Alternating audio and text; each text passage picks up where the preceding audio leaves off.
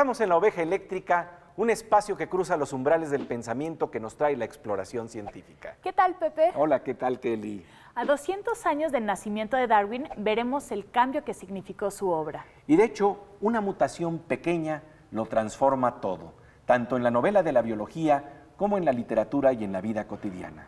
El destacado científico mexicano Antonio Lascano conversa con Pepe Gordon sobre el pensamiento de Darwin y su repercusión en la vida cotidiana.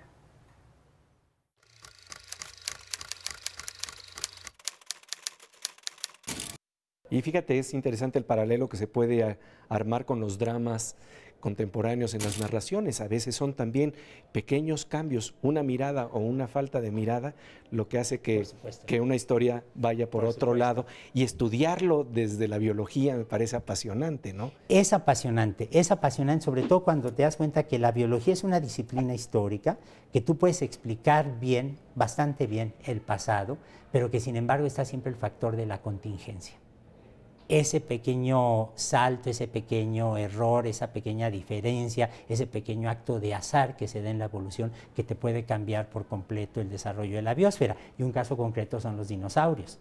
Los dinosaurios estaban felices y contentos sin ninguna dificultad, ¿no? Hay analogías fáciles que uno puede hacer con el aparato político mexicano. Por supuesto. Pero allí no cayó ningún meteorito, pero con los dinosaurios sí. Acaba con los dinosaurios y entonces crea una nueva serie de opciones evolutivas para los mamíferos que eran un pobre grupo allí sin mayor perspectiva. Entonces, nadie hubiera predicho en la teoría evolutiva clásica que el azar iba a jugar un papel ontológico tan esencial como cambiar la naturaleza de las formas de vida dominantes, ¿no? Pero también hay un momento en que uno empieza a tener estos elementos de percibir lo que percibe Darwin, porque está también en la naturaleza humana de la observación, darse cuenta que hay ese tipo de procesos, ¿no? Claro, claro. Pero si tú ves, por ejemplo, las orquídeas, o ves los peces, o ves las parvadas que se mueven, o ves la forma de los caracoles, o comparas los fósiles con nosotros, cuando te fijas en el metro y ves que las escaleras tienen los restos de moluscos fósiles, dices, aquí está la evolución operando. Cuando yo, por ejemplo, me tengo que ir a vacunar cada año contra la influenza, yo lo que sé es que estoy aplicando un mecanismo de resistencia inmunológica a las variantes que están evolucionando del virus de la gripa. Entonces, en todo acto de la vida cotidiana tú estás viendo directa o indirectamente la influencia espléndida de ese siglo XIX que te genera la idea de la evolución, la idea del cambio, y a Darwin, desde luego, como uno de los momentos culminantes de esa visión, ¿no? Cuando hablamos de la respuesta de la ciencia ante la evolución del virus de la influenza, estamos ante una percepción que se abrió gracias a Darwin. En este proceso también entra el accidente, el azar. Y eso nos hace hablar de los pequeños errores también que se dan en los procesos de evolución, ¿no? Sí, absolutamente. La idea de que pequeñas mutaciones se van acumulando y te pueden ir separando especies.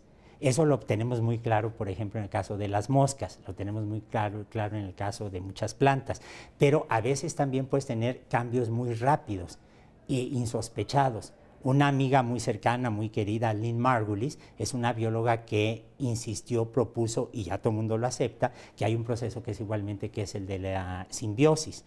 Por ejemplo, los mexicanos y buena parte del mundo no podría hacer nada sin los frijoles.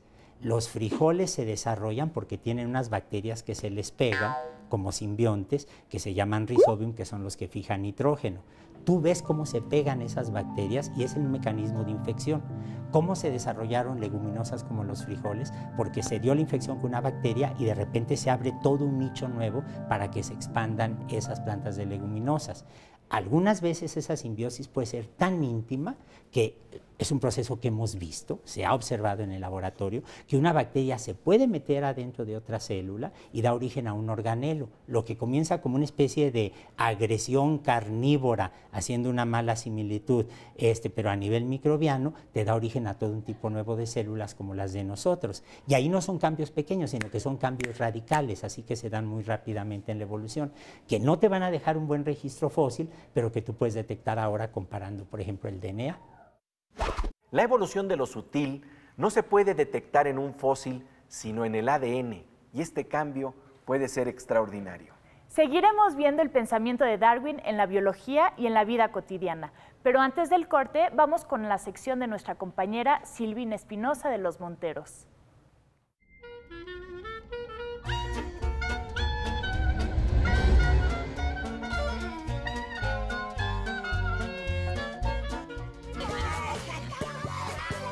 Las imágenes de la ciencia trascienden a la cultura popular. El día de hoy presentaremos una nueva serie de dibujos animados de Discovery Kids. Sid, el niño científico, es un chavalillo de 5 años que al inicio de cada capítulo se plantea preguntas sobre su entorno. Hola Sid. ¿Qué te gustaría medir con una regla? Me gustaría medir un espagueti y luego me lo comería. ¿Te comerías el espagueti o la regla? Con ayuda de sus amigos y su profesora, el pequeño realiza diversos experimentos hasta encontrar las respuestas que anda buscando.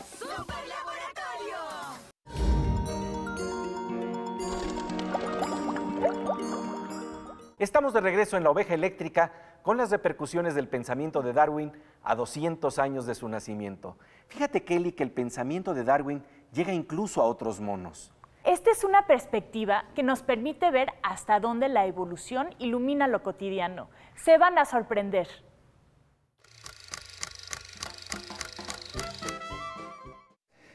Una serie, por ejemplo, como Los Simpson, que por cierto apreciaba mucho Octavio Paz, sí, planteaba, entre otras cosas, que los monos de Los Simpson, hablando de monos, sí, sí, tienen 4 dedos en vez de 5 dedos, y cuando trataban de explicar a Darwin y trataban de hacer su perspectiva al futuro, decían: algún día tendremos 5 dedos, eso será la evolución. Sí, y en el caso de Los Simpson hay 2 factores que vale la pena tomar en cuenta. En primer lugar, Stephen Jay Gould, que ha sido uno de los grandes evolucionistas contemporáneos, en un momento dado fue caricaturizado por Los Simpson, lo introdujeron como un personaje en la serie y él participó y prestó su voz, cosa que le dio ciertamente mucho gusto. En segundo lugar, el problema de los 4 dedos de muchos muñequitos en las caricaturas es un problema que los biólogos han atacado, es el problema de la polidactilia. De repente te puede aparecer un dedo más, un dedo menos, y parece que hubo un elemento de azar. En el registro fósil algo se puede ver cuando de repente ves dinosaurios o ancestros de los dinosaurios de 4 dedos a que pasan de 5 dedos. Entonces ahí hay un elemento que es muy interesante. Y luego finalmente hay un ensayo maravillosísimo que escribió Gould para unos 20 años en una revista que se llama Natural History, en donde él examina la evolución de Mickey Mouse. Si uno ve las caricaturas del Mickey Mouse de los años 50, por ejemplo, son con las patitas muy flacas, con los rasgos muy angulosos, y después los dibujantes de Walt Disney lo fueron haciendo redondito, con los ojos más grandes, que son los rasgos que conmueven a los humanos por una cosa biológica muy natural. Los bebés, las crías de todos los mamíferos son redonditos, de ojos grandes, etcétera, y te despierta reacciones de simpatía que deben ser reacciones hormonales muy naturales. Entonces él examina la evolución de Mickey Mouse, los Simpson vieron la evolución de los dedos, y la realidad es que el azar allí se puede dar. Ahora, como se da azar, tú no puedes predecir el futuro. Claro, ese es el problema. Entra la variable que no puedes, de la incertidumbre. A mí me gusta siempre mucho citar en eso a Borges, el pájaro gofo, ¿no? En la zoología fantástica, que Borges dice que es un ave que vuela viendo hacia atrás y no para adelante, porque no le interesa saber a dónde va, sino de dónde vino.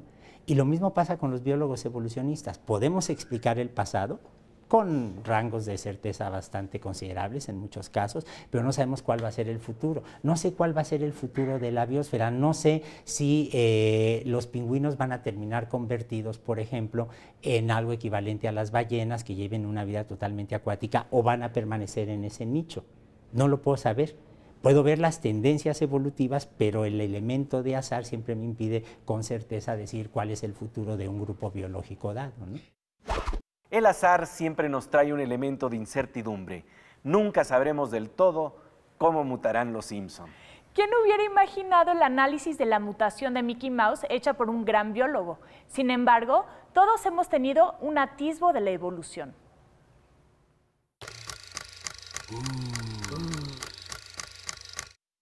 Fíjate que cuando hablamos de un hombre de ciencia, una mujer de ciencia que tiene un hallazgo, hay de alguna forma una suerte de ponernos también nosotros en su piel y ser Darwin de nuevo.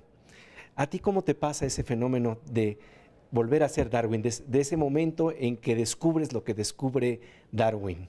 Bueno, porque eso es lo interesante, compartimos un mundo, y eso es lo que quiere decir también el avance de la ciencia, compartir un pensamiento, compartir el pensamiento del otro, ¿no? Mira, yo creo que el mejor homenaje que le han hecho a Darwin se lo hizo Thomas Huxley, su amigo, cuando lee la idea de la selección natural y dice, ¿cómo no se me ocurrió a mí?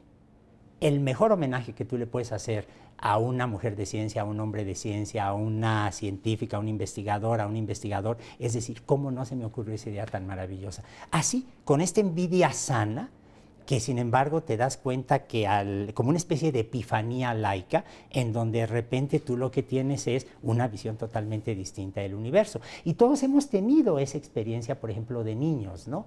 Yo me recuerdo que mi primer teoría científica, que resultó ser incorrecta, era cuando iba al cine con mi nana en Estados Unidos y yo llegué a la conclusión de que había un imán gigantesco en el centro del África, porque en todas las películas de Tarzán siempre se caía una avioneta en el África.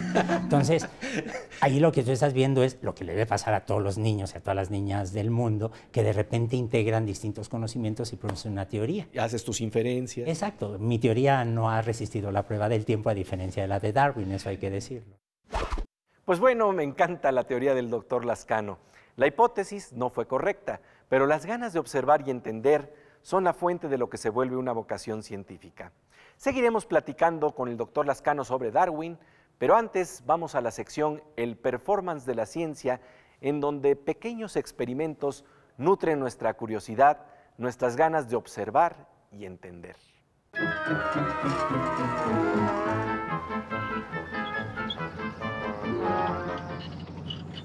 Pues querida Kelly, el show debe de comenzar, nos están cayendo burbujas y es una buena oportunidad para explicar qué es una burbuja. Una burbuja es una gota de agua que está muy expandida y nos sirve justamente para hablar de un principio que es la tensión superficial. ¿Habrás observado alguna vez una mosca parada sobre un vaso con agua o sobre un estanque? Claro, claro. Parecería que está flotando.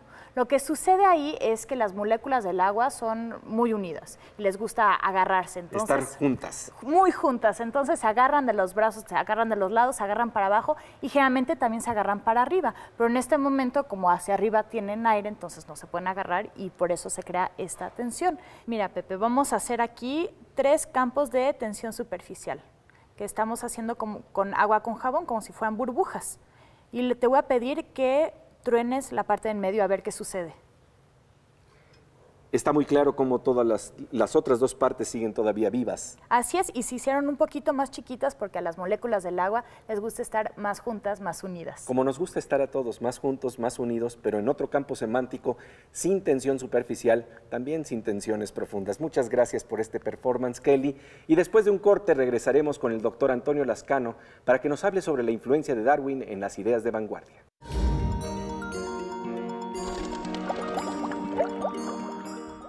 Estamos de regreso en La Oveja Eléctrica con la vigencia del pensamiento de Darwin a 200 años de su nacimiento. Darwin descubrió en las Islas Galápagos que los pájaros, hoy llamados pinzones, evolucionaban y adaptaban la forma de su pico de acuerdo con las condiciones del entorno. ¿Nos ocurre algo similar? Veamos lo que le dice el doctor Lascano a Pepe Gordon.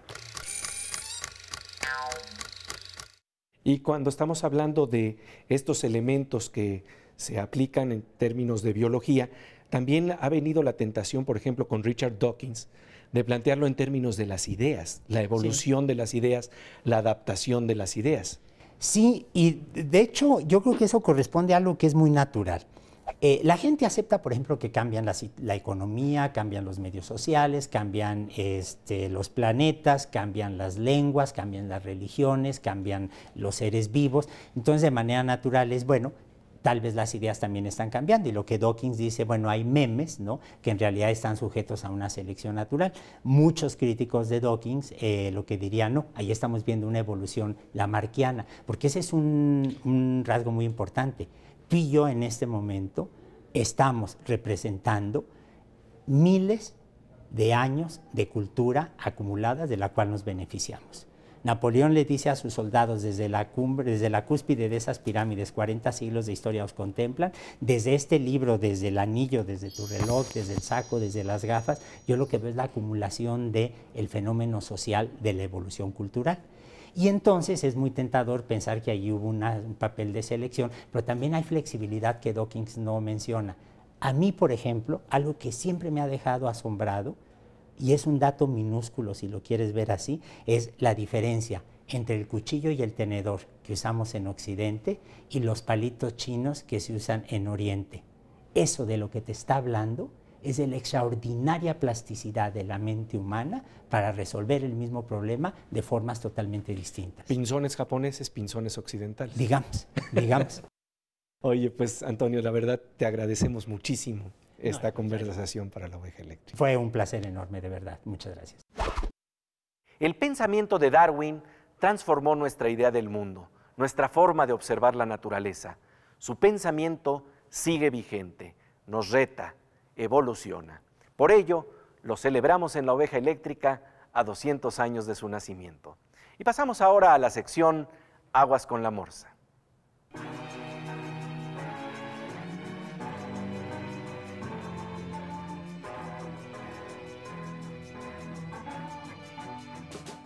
Querido Morsa, como siempre, bienvenido a la Oveja Eléctrica. Gracias, Pepe. Oye, pues el día de hoy hemos estado conversando sobre la importancia de los pequeños azares, de las pequeñas mutaciones, de las transformaciones que tienen un efecto, una repercusión enorme en lo que nos sucede. Y estamos hablando de lo que a veces en ciencia también se conoce como serendipia o chiripada, un accidente que lo cambia todo. ¿Cómo se da en tu campo? Bueno, fíjate, Pepe, que las computadoras originalmente se hicieron con bulbos, pero los bulbos se calentaban mucho, ocupaban mucho espacio, e incluso cuando prendían una de las primeras computadoras con bulbos, se iba la luz en la ciudad de Illinois o una cosa así, porque era muchísima la energía. Y estábamos hablando de que tenían 16,000 bulbos nada más, una cosa de ese estilo. Pero entonces se inventó el transistor. El transistor lo inventaron los norteamericanos, pero los japoneses, por algún motivo, decidieron que necesitaban tener el transistor para poder trabajar con él. Se fueron a Estados Unidos a comprarlo, ¿sí? Y les costó en ese entonces la patente $20,000, el derecho a usar el transistor en todos sus inventos, en lo que quisieran. La pregunta es si hubo ahí serendipia o no, si de veras tenían esa visión hacia el futuro de lo que se podía hacer, porque ahora hay que reconocer que en un chip de un microprocesador, por ejemplo, podemos tener millones de transistores que están tan juntitos prácticamente, ¿no?, que generan este poder de cómputo que ya tenemos. Pero en ese entonces, ¿quién lo hubiera podido calcular? Entonces, tú nos estás diciendo que hay algo de accidente que juega en esto y que tiene repercusiones en el desarrollo de la industria enormes. Sin duda, lo que pasó ahí es que alguien tuvo la visión y dijo, este es el elemento con el que vamos a trabajar. Quizás también lo que ha pasado es que funcionó. Si hubiese sido un fracaso, ni nos acordaríamos de ello probablemente. Y hay otros ejemplos también, ¿no? Por ejemplo, en términos de la vacuna, se da algo similar, ¿no? Claro, por ejemplo, Pasteur, cuando estaba haciendo experimentos para encontrar una cura contra cierto mal que tenían los pollos, los inoculaba frecuentemente y se le morían frecuentemente. Pero entonces un ayudante que tenía que inocularlos preparó la mezcla, pero no los inoculó, se le olvidó. Y entonces fue a los 2 días o 3 días y los inoculó. ¿Y qué pasó? Que de pronto los pollos no se murieron. Y entonces el gran genio de Pasteur fue que en ese entonces dijo, algo pasó aquí que no había pasado antes. Y entonces interrogó al ayudante y le sacó la verdad, y entonces encontró el principio de la vacuna. Y esto estamos hablando entonces de reconocer la importancia de la chiripada en la ciencia, su nombre técnico, serendipia. Muchísimas gracias, querido Manuel. Pasamos ahora a nuestra sección Veo Veo con Miriam Moscona, aquí en La Oveja Eléctrica.